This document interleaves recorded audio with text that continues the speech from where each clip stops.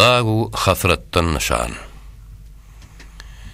Taptı şöhrat halk içinde bize halattan nişan. Galı dervişler tilinne dagu hasrattan nişan. Galmadı mazlumlara destin usrattan nişan. Terbeter dollu zakana bibet apattan nişan.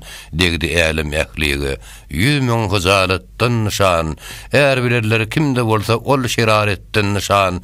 Yada salmadı hayri işi tapkan dilaletten nişan. Ne mürevvetten yeter var, ne adalettan nişan. Şek degiller dostlarım, gelli kıyamattan nişan.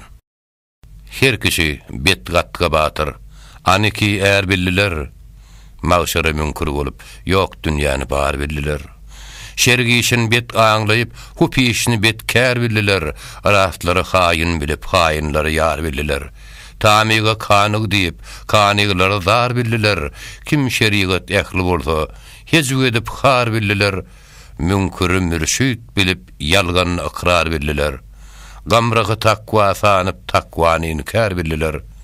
Şek degiller dostlarım, gelli kıyamattan nişan. Hormat ehli bolly, ol kimnin goluna sadıdır. Kim kemal okuyda halk yanıda har avadıdır. Wertleri dervişlerin hılgotda halk enmadıdır. Ortada gıydı uzvan dir senki toydur badıdır. Tasıra şar gıydı gelin üstüge güya tadıdır. Hak işinden bir haber halk içire bağdı katıdır.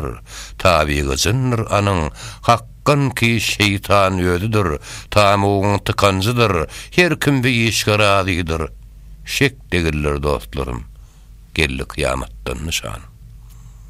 Tanrı peygamber sözünden bir haberdir bir pirler. Basıkны kadı verip, naipni sultan nirler. Her kişi oğul gelip görse ki rişvet birler. Bağlayıp bühtan ile fakr ehline tavsirler.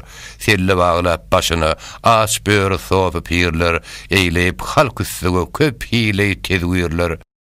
Ger halalu, ger haram tapsadıkarlar yerler. Urudun bağışar hak resuluğa ne cevabını birler. Şek degiller dostlarım, gelli kıyamattan nişan.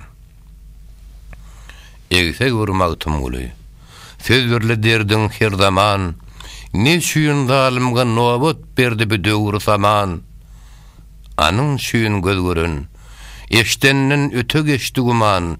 Eyleyip bir-birine davayı batıllık yaman. Bir şaylık malı şuyun takik birer ellen iman. Özünü er sayınar kim artık işetse yaman. Bu köngülü yüz şovuk eder näk üçin tökmäge gan. Güýjü össe gurbäniň gaplaňa hiç berme zaman. Şek degiller dostlarım, gelli kıyamattan nişan.